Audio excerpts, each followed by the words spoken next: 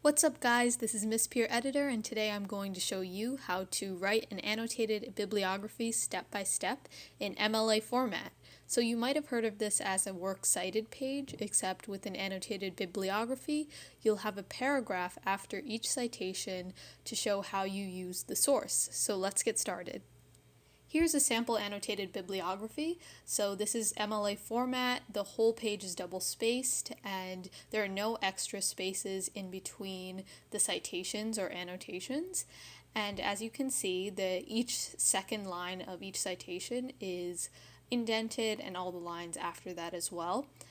And I use EasyBib to make my citations because it's really convenient.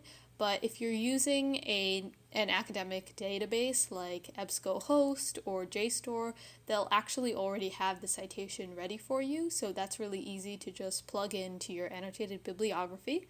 And also it's organized in alphabetical order. So you can see here that the author's last name is how we order the citations on this page. And if we scroll down here, you can see that I have an annotation for my last source, and it's actually 2 paragraphs long. I'm going to show you step by step how I wrote this annotation and how you can structure yours. This is the first paragraph of an annotation I wrote for a source that is actually a literary essay analyzing Kate Chopin's short story, A Pair of Silk Stockings, which is actually the topic of the paper that I was writing. So you can take a minute to just pause this video and read this first paragraph, but I'm just going to get started. So as you can tell in the first sentence of this annotation, I talked about how Mrs. Summers' character undergoes an abrupt transformation in this short story due to her new material possessions. So this is kind of summarizing what this essay is focusing on, and that's really important. Your first sentence or first few sentences should sum up what the focus of the source is. And my next sentence talks about the ways in which sellers lure in consumers with the promise of prestige and really tap into the public's selfish desires.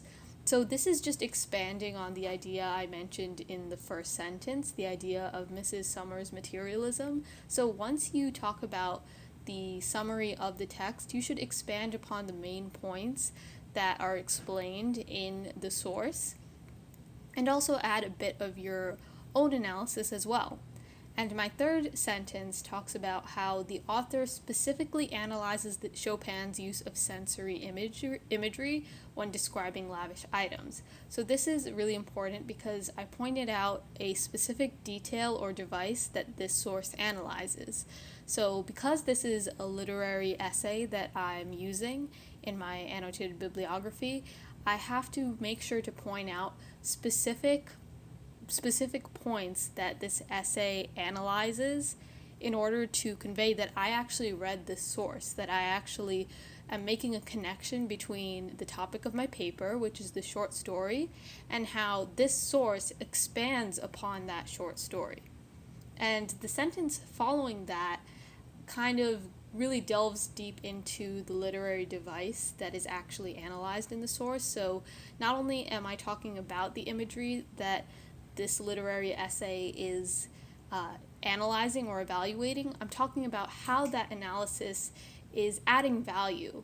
So the author of this source is underscoring the drastic change in Mrs. Summers' attitude, because she used to be really thrifty, but now she's become a lot more self-interested. And by making this point, I'm leading into my own topic of the paper, which you'll see in the next paragraph. And the last sentence of this first paragraph just explains another literary detail that this source analyzes, which is the paradoxical nature of Mrs. Summers' journey through the city, because her appetite increases as she continues to consume food, clothing, and entertainment. The second paragraph of my annotation is going to explain how I am going to use this source in my paper.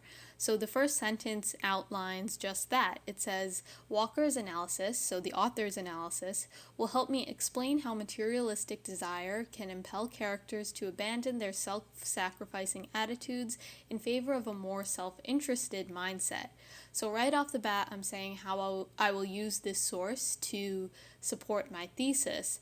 And while I use the word me and I might use the word I throughout this annotation, you should really consult with your teacher to see whether or not they're okay with you using personal pronouns. But in my case, it worked out well for me. And the second sentence of this annotation again highlights the main concept explained in the source, which is that middle-class women in the late 1800s faced the stereotypes and strict societal expectations that restricted them and later on led them to become even more self-indulgent. So again, going back to the main idea, the summary of the source, and connecting it to my topic of my paper. And the last sentence states that this contradiction relates back to the theme of a pair of silk stockings because the advent of industrialization inevitably released female desires. So right here, the last sentence of my annotation unleashes the theme that I'm focusing on in my paper. So this annotation kind of goes full circle from talking about the source, the summary of the source, to how I will use the source, and ultimately what theme I'm focusing on in the paper. And you don't necessarily have to use 2 paragraphs to write an annotation. Sometimes 1 to 3 sentences can suffice. It will just depend on what your rules are for your paper. Thanks for watching. If you like this video, please give it a thumbs up, subscribe, and tap the bell to receive notifications whenever I make a new video. And comment down below with any writing topics you'd like me to cover in future videos, as well as any questions you have on annotated bibliographies. I'll see you next time.